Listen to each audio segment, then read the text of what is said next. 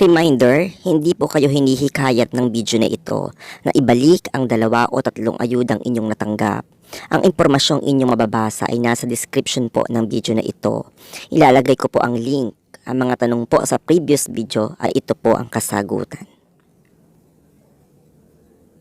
Miss Chavits, magandang hapon po. Ask ko lang po kung makukulong po ba kung 2 beses po kami nakatanggap ng SBWS dahil 2 po ang trabaho namin. Okay lang po ba yon? Nag-aalala po kasi kami. Salamat po sa pagsagot. Sagot, kung kayo po ay na-qualified ng inyong pribadong kumpanya, kahit magkaiba po ang inyong pinapasukan, wala pong kaso sa bagay na yan. Pero hindi po maaari na magkaiba ang trabaho pero iisang pangalan lang ang nakakuha. Makipag-ugnayan po sa inyong HR o kumpanya. Resaldo Ocampo, ask ko lang po kung sakali pong nauna yung bigay ng SSS 1 and 2 Trust at dumating po ang Pasig SAP, hindi po siya galing sa DSWD o 4Ps. Pwede po bang kunin yon or hindi na? Thanks po. Sagot, kung makakwalified po kayo sa Pasig SAP, ibig sabihin galing po sa inyong syudad o barangay at sinasabi nyo na hindi ito galing sa DSWD ay wala pong kaso sa bagay na iyan. Galing po kay Danaya Kabug, paano po kung nasa uli na yung SAP form na sa barangay kasama ang first tranche na 8K kasi nabigyan na ng SBWS na first wave. Tapos biglang na-validate na nakakuha ka na ng parehas na ayuda tapos hindi ka na mabibigyan ng second wave. Paano po yun? E di bali 8K lang nakuha niya kasi yung SS na validate na may SAP na at hindi na sila magbibigay ulit ng second wave ng SBWS. Sana po masagot kasi naibalik na yung SAP form saka yung pera na first wave. Salamat. Sagot, kung naisauli nyo na po sa barangay, hindi nyo na po mababawi yon. Tama po, kapag na-validate kayo, wala na po kayong second tranche. Ayon po kay Michael Coronel, thanks for sharing in po. Ask lang po na hindi ka sinama sa SSS or SBWS ng kumpanya na nag-comply no po yung mga maging gagawin sa member worker. Sagot, ang kumpanya po ang mas nakakaalam kung sino ang qualified dahil may kwalifikasyon po yan at susuriin o aprubahan po yan ng SSS.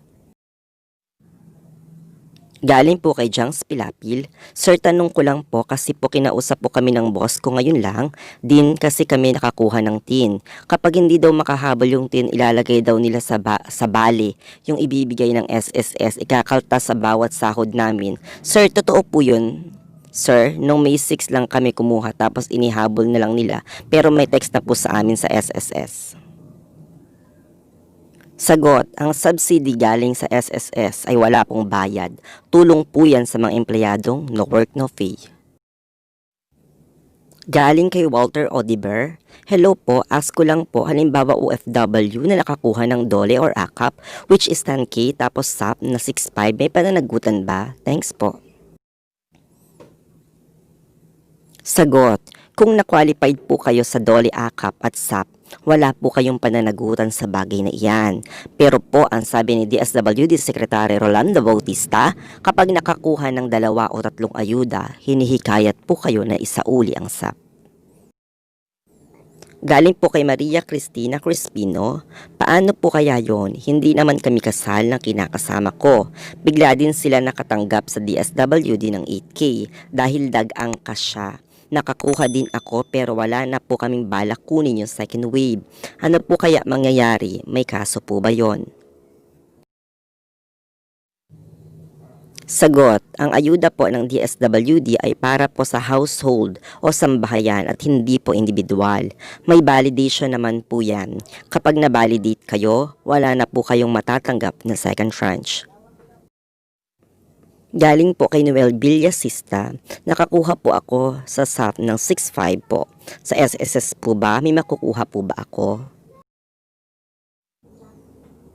Sagot, kung kayo po ay nagkatrabaho sa pribadong kumpanya at na-qualified sa SBWS subsidy, may matatanggap po kayo. Pero kung hindi kayo nagkatrabaho sa pribadong kumpanya na no work no pay, wala po kayong matatanggap.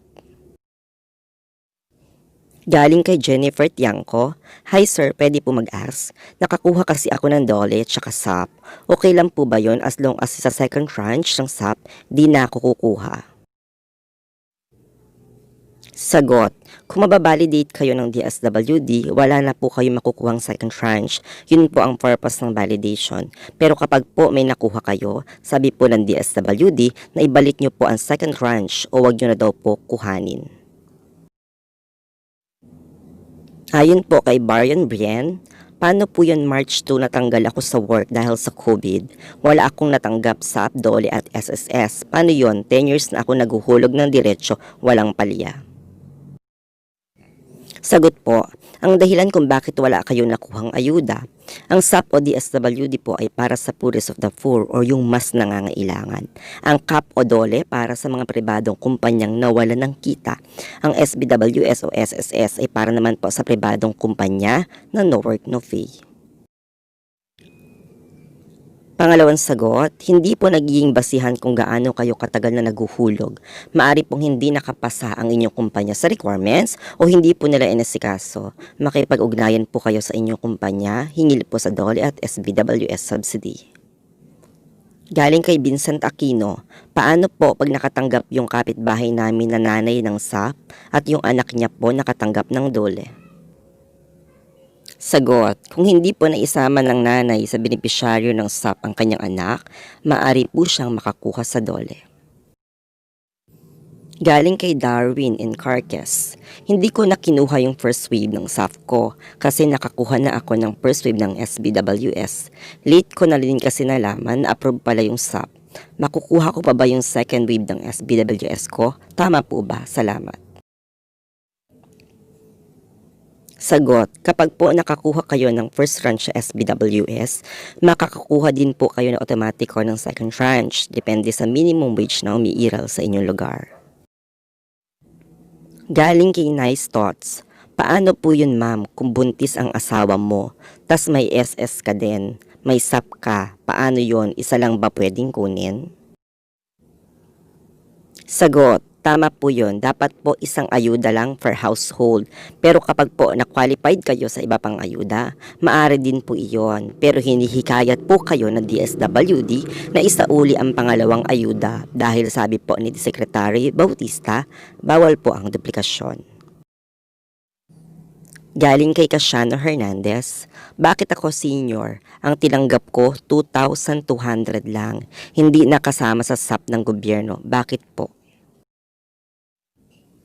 Sagot, maari pong dahilan bilang senior ay maari pong nagpe-pension kayo. Maari pong may maliit kayong business o mga anak na nagtatrabaho. Kasi po ang SAP ay para sa mga poorest of the poor, pero kung sa tingin ninyo kayo po ay qualified, maari po kayong pumunta sa inyong barangay.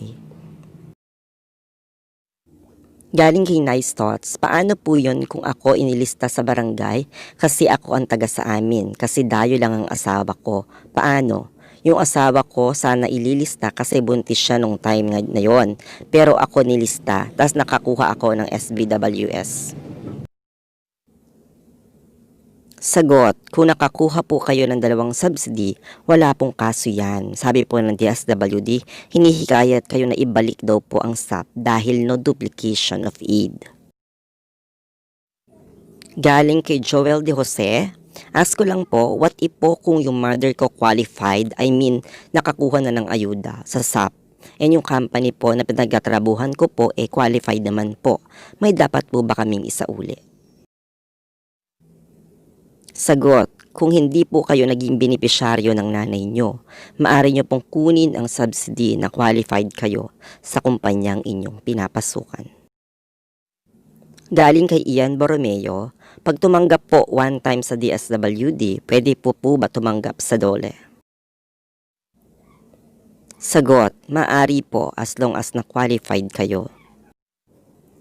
Galing po kay Ray Manguera, paano po kung nakakuha ang tatay ko ng SAP, tapos nakakuha ako ng SBWS, kailangan ko po ba na ibalik ang isa?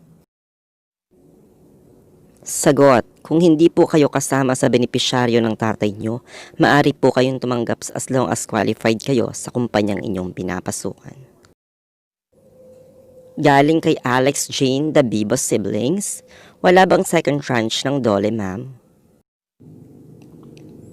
Sagot, wala po. One time lang po ang bigayan at SS po ang nagpapatuloy nito. Galing kay Jules Camboa, Sir, ask ko lang po, nakakuha po ako sa dollar ng 5K. Inasikaso ng agency ko kasi no work no pay ako.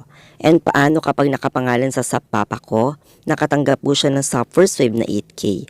After a weeks, nakareceive naman ako text from SSS, SBWS din po. Pwede ba makakuha ng second wave papa ko ng SAP? And ako din po makakakuha ng second wave ng SBWS. Sagot, kung hindi po kayo naging benepisyaryo ng tatay niyo sa SAP, wala pong problema. Kung nakatanggap po kayo ng DOLE at SSS at na-qualified kayo, wala pong kaso sa bagay na yan. Pero po kapag na-validate kayo, wala na pong makukuha si tatay na second tranche. Good day, sir. For clarification lang po, yung tito ko po na PWD, nag-apply ng SAP at inilagay yung name ko po at ng kapatid ko as miyembro ng pamilya without proper consent po namin. Nung time na yun po, nasa Quezon City po ako at yung kapatid ko po nasa Antique. Pag uwi ko po from Quezon City, napag-alaman ko na kumukuha na siya that time ng SAP at pumasok po sa back account ko po yung sa DOLE. At ganun din naman po sa kapatid ko. Sinabihan ko po yung tito ko na dapat hindi po kami yung inilista niya. Dapat yung mga anak niya. Kaso po yung anak niya nasa Iloilo. Papaano po ba yung dapat naming gawin para maliwanagan lang po? Kasi po sa second wave po, qualified pa rin po siya. Pwede po bang wag na lang po ilagay yung name po namin sa second wave? And ibabalik po ba niya yung nakuha nung first wave? Maraming salamat po sa inyong pagtugon. Sagot, dahil naisama po kayo sa benepisyaryo ng inyong tito, kapag po na-validate kayo, hinihikayat kayo na isauli nyo po ang SAP dahil bawal po ang duplikasyon sa formal at informal na sektor. Galing kay Machine Gun Ali, balik kung nakakuha ako sa DSWD ng 8K. Then lately na ako nakakuha din ako sa SSS ng 8K.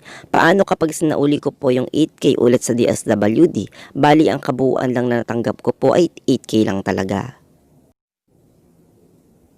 Sagot, automatic kung may second wave ang SSS. Kaya matatanggap nyo po ang inyong second tranche sa pamagitan po ng text.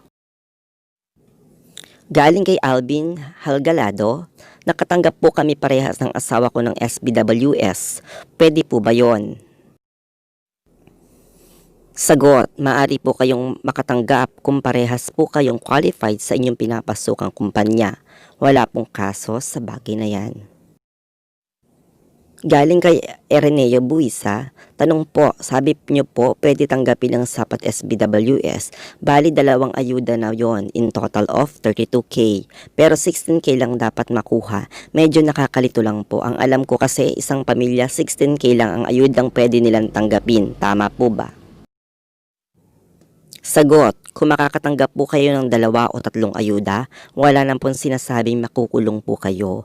Dahilan, naging qualified po kayo sa barangay o subsidy. Pangalawa, naging qualified po kayo sa employer na inyong pinapasukan, kaya po napasama kayo sa camp o SBWS. Pangalawang sagot, kung kayo po ay naging benepisyaryo ng inyong magulang, hinihikayat kayo ng DSWD na isauli ang SAP subsidy. Again, ang decision po ay nasa inyo pa rin kung ano po sa tingin ninyo ang tama. Galing kay Melanie Blanco, good morning ma'am sir, nakatanggap po ako ng 16K sa SSS, tapos di pa naibigay ang pera. Kapag operasyon na po yung trabaho namin, gustong ipabalik ng employer namin yung 8K kasi daw baka makasuhan kami. Ang tanong, makakasuhan ba ako? Sagot, hindi po. Ang subsidy na ibinibigay ng SSS ay para sa mga pribadong kumpanya na no work no fee. Dapat po 16K ang makuha nyo, hindi nyo po yan babayaran. Galing kay Samuel Jr. Latoreno, sa Cebu ho ba ilan dapat matanggap kasi 11K lang po lahat ang aming natanggap. May second wave pa po ba? Sagot, depende po yan sa umiiral na minimum wage sa inyong lugar. Iba-iba po ang halaga sa bawat rehiyon.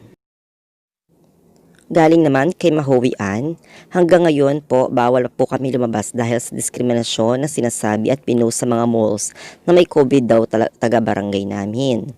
Bakit po kami first wave lang po binigay, 5K lang po binigay?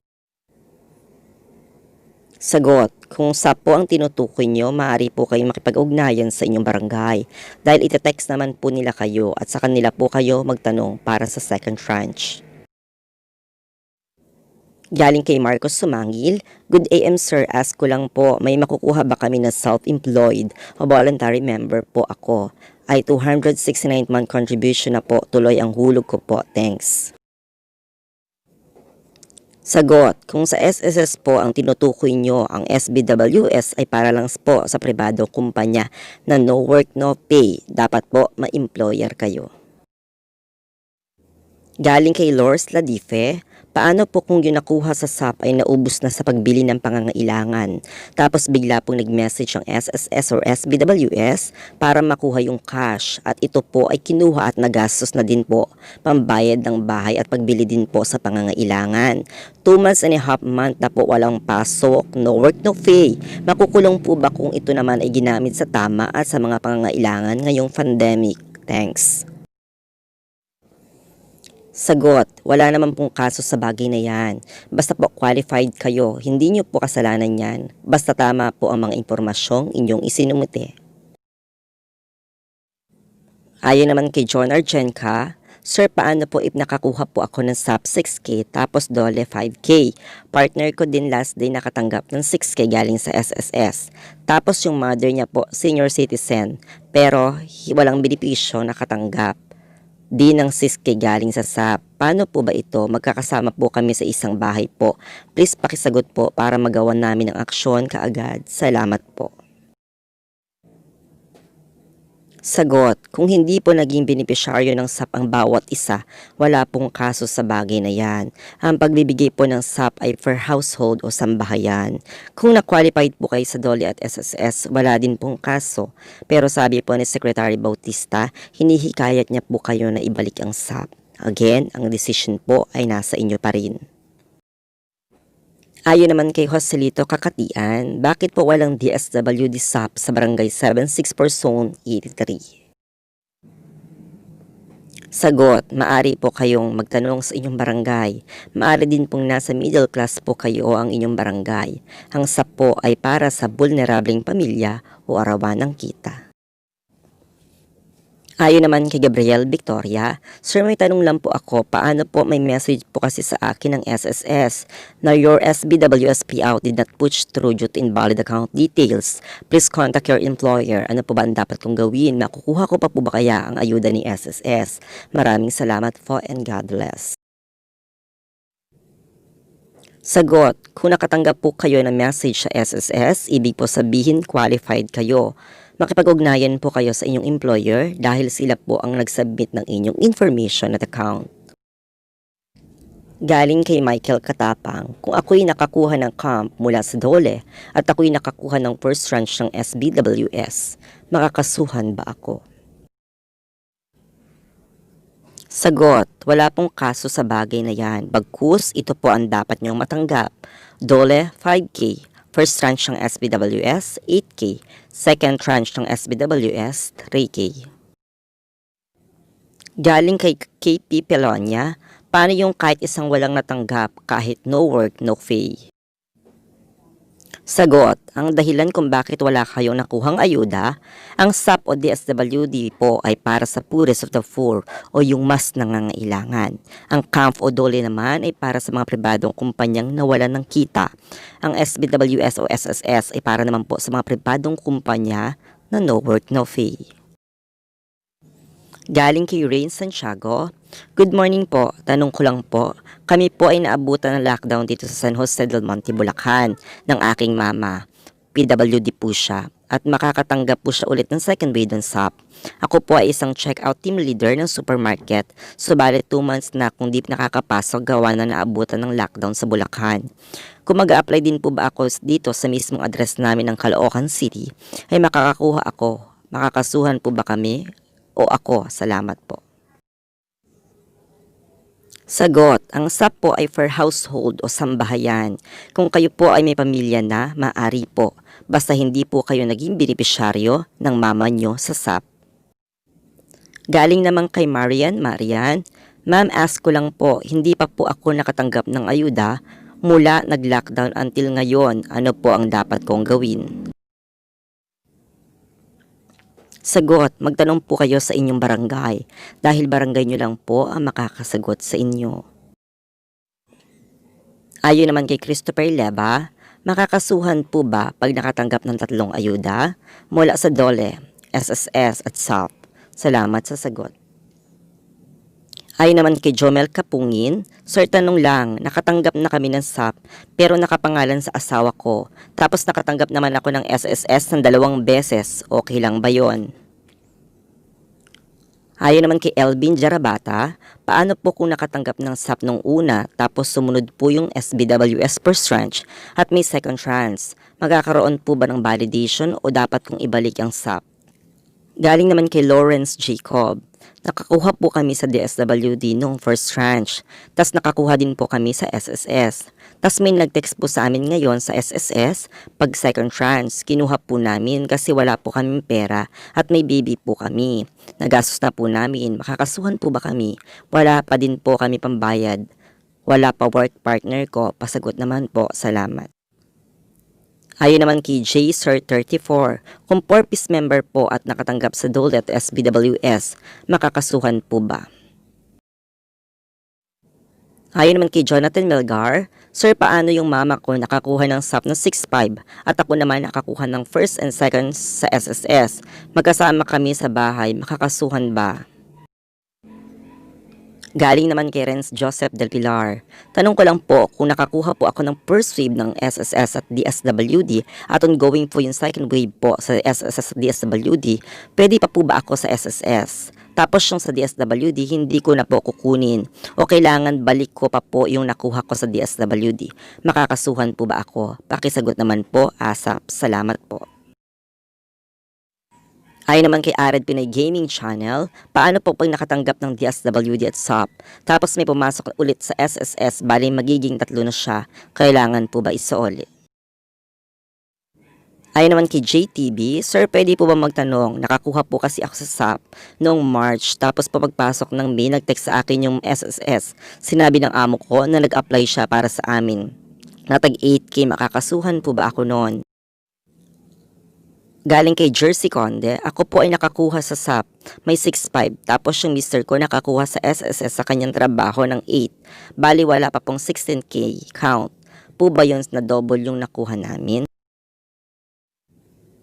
Galing naman kay Sandra Lucas, Sir, magandang gabi. Yung kapatid ko po kasi nakakuha ng SAP at SSS. Pag-check niya po ATM niya ngayon, may laman po ulit na second tranche from SSS. Ano daw po gagawin? Makakasuhan daw po ba siya? Galing naman kay Randy Pakiding, tanong po, nakatanggap po ako ng SSS DOLE, tapos asawa ko nakatanggap ng SAP, okay lang po ba yon o dapat ko po bang ibalik ang sa DOLE? Galing naman kay Dang Chua, paano kung makakuha sa 4-piece pero di na active, tas nakakuha ng SAP sa barangay, may kaso ba? Galing naman kay Lawrence Ramos, hello po, ask ko lang po kasi nakatanggap po ako ng SAP first wave tapos po sa SSS ko, nakadalawang wave po ako. Ire-refund ko po ba yung sa SAP? Bali naka 16K na po ako sa SSS, sana mapansin mo tong comment ko. Ayon naman kay Rachel de la Cruz, paano po kung pareho po kami na no work no pay ng asawa ko? Siya po ay nakatanggap ng SBWS samantalang ako ay hindi, pero qualified po ako sa SAP, makakasuhan po ba ako?